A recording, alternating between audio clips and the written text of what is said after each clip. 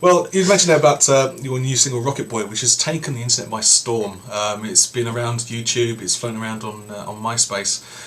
It's quite an interesting video that you've got happening there. Why did you choose to do it in your own studio, and why didn't you use a professional company to enhance the... I do not know what you're talking about, Glenn. That video cost a tremendous amount of money. The background was made in a specially designed Hollywood film set and flown over to the UK at great expense to look exactly like my studio. Okay. And, years of editing that went into that. I mean, they talk about animation, God almighty. So there's lots of CGI used in that. It was like a second a week that we managed to generate to get that all looking like that. Wow, I mean, it's a very impressive video, I have to say. It's no expense spent. But why are you the only person in it? Why are you not featuring the other two members of the Perfect Three? I locked them in the cupboard. Ah, that would make sense. Yeah. That would make sense. That happens a lot now. Are they happy to be locked in the cupboard? Would you? I like your cupboard very much. I think your cupboard's great. But moving on, you keep being asked. We mentioned earlier about Limahl and Jez. Are you fed up with questions being asked in every interview about them? I mean, not at all. I understand. I completely understand. There's so many different ways in which you can answer that question because there's so much subtext to the whole history of Limahl and Kajagoogoo. I would prefer just to say that things didn't work out the way we wanted, and we decided to... Well, we're fortunate enough to be able to carry on with the project now, because not many bands can do that 25 years later on. So what have you done in the last 25 years? You mentioned there that you've worked with other bands like Kim Wilde. What other projects have you been working on in that time? People may think that Kajagoogoo have been away for 20 odd years. What have you been doing in that meantime?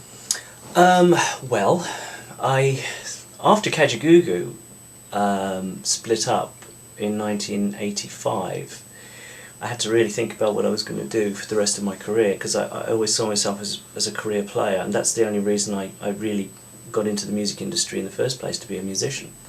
So I went back to college and started to learn how to read music and studied the theory that's behind it. Because all of the Kajagoogoo stuff I worked on, I couldn't have told you the difference between a major or a minor key at the time, scale-wise. I was in the dark. So I had to learn how to read music so I could go out and work with other people. Okay. Then I put a band together called Ellis, Beggs and Howard, which had some success in Europe, with a song called Big Bubbles, No Troubles, which, strangely enough, was built on a Chapman stick section for a middle eight of one of our other hits.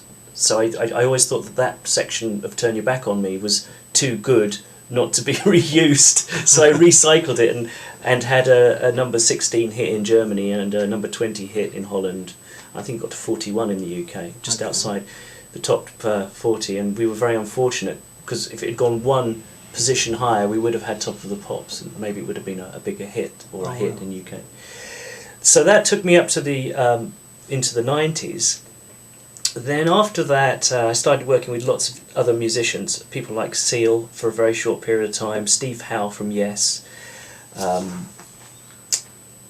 Did a tremendous amount of session work. I had another band then called Iona, which was like a progressive folk band, very interesting project to be involved in. And then one day I got a call from John Paul Jones from Led Zeppelin, who asked me to play with him, and we did a trio and an album, and that was just a life-changing experience. That then sprungboard into playing live solo Chapman stick, which was actually something that Howard Jones really used to encourage me to do when I was in his band. So I put together a whole series of solo shows and worked on solo stick albums. And I guess just continued to write and work with other people like Industrial Salt.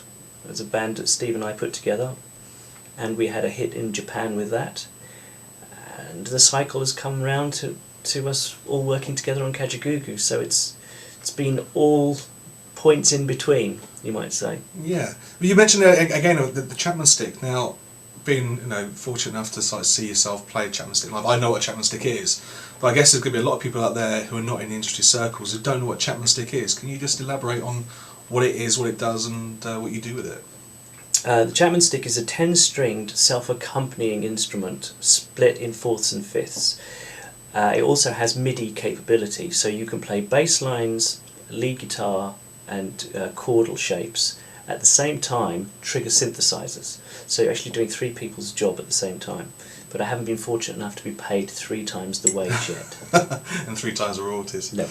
Well, it's nice talking to you. I think that's about it just for now. You can find out more about Kajagoogoo and where they're going from at kajagoogoo.com.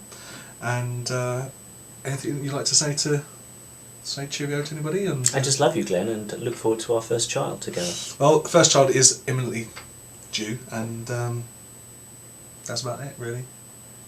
I'm not going to admit to anything else.